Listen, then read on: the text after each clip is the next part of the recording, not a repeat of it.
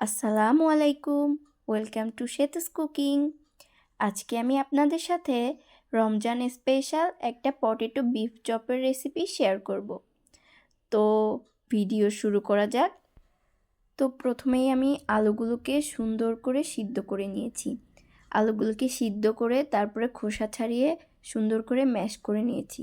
তারপরে আলুর মধ্যে পেঁয়াজ কুচি, মরিচ কুচি, ধনিয়ার পাতা কুচি আর সামান্য একটু লবণ নিয়ে সুন্দর করে আলুটাকে মেখে নিব।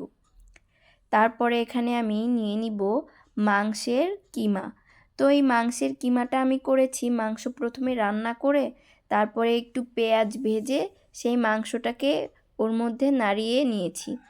তো মাংসের কিমা রেডি। তারপরে আমি নিয়ে নিয়েছি 2টা ডিম, একটু লবণ দিয়ে ফেটিয়ে নিয়েছি আর ব্রেড ক্রাম্ব। তারপরে আমি আলুর মধ্যেই মাংসের পুরটা দিয়ে দিব। তো এটাকে দিয়ে আমি সুন্দর করে একটা লম্বা শেপের করে নিব। এভাবেই আমি একে একে সবগুলো আলুর মধ্যেই মাংসের পুরটা ভরে নিব। এটাকে ভালোভাবে সিল করে নিব যাতে আলুর ভিতর থেকে মাংসগুলো বের না হয়ে আসে। এই তো সবগুলো আলুর মধ্যেই মাংসের পুরগুলো ভরে নিয়েছি। তারপরে আমি এইগুলোকে ডিমের মধ্যে চুবিয়ে ব্রেড ক্রাম্বের মধ্যে কোট করে নিব। একে একে সবগুলোকেই প্রথমে ডিমের মধ্যে চুবিয়ে তারপরে ব্রেড ক্রাম্বে ভালোভাবে কোট করে নিব। ভালোভাবে কোট করতে হবে যাতে করে ব্রেড ক্রাম্ব সব সাইডে লেগে থাকে। তো এইগুলো সবগুলোকে আমি ভালোভাবে কোট করে নিয়ে ব্রেড ক্রাম্বের সাথে আমি কিছু সময় ফ্রিজে রেখে দিব যাতে করে এটা ভালোভাবে সেট হয়ে যায় আর ভাজার সময় এই ব্রেড ক্রাম্বগুলো ছড়িয়ে না যায় তেলের মধ্যে।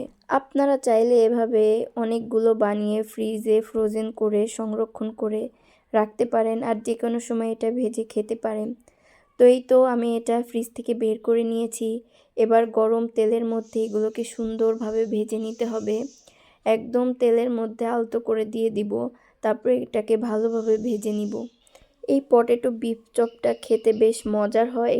তো বিফটা যত ভালোভাবে রান্না করা যাবে আর এই পটেটো বিফ চপটা খেতেও ততটাই মজা হবে। তো এই তো সবগুলোকে আমি সুন্দরভাবে তেলের মধ্যে দিয়ে ভালোভাবে ভেজে নিব, একদম মুচমুচে করে। তো দেখতেই পাচ্ছেন সবগুলোকে আমি ভালোভাবে ভেজে নিচ্ছি। তো রোজার সময় আমরা চপ, পেঁয়াজি, বেগুনি এগুলো খেয়েই থাকি। তো এইভাবে আপনারা মাঝে মাঝে ইউনিক টাইপের কিছু চপ বানিয়ে খেতে পারবেন। এইগুলো আপনারা চাইলে একসাথে অনেকগুলো বানিয়েও ফ্রিজে অনেক দিন সংরক্ষণ করে খেতে পারবেন। একদমই নষ্ট হবে না আর ঝামেলাও প্রতিদিন করতে হবে না। তো এই তো আমার পটেটো বিফ চপ রেডি। দেখতেই পাচ্ছেন কতটা সুন্দর হয়েছে। তো আপনারাও বাসায় এইভাবে ট্রাই করতে পারেন। তো ভিডিওটা কেমন লাগলো অবশ্যই জানাবেন, চ্যানেলটাকে সাবস্ক্রাইব করবেন। ধন্যবাদ।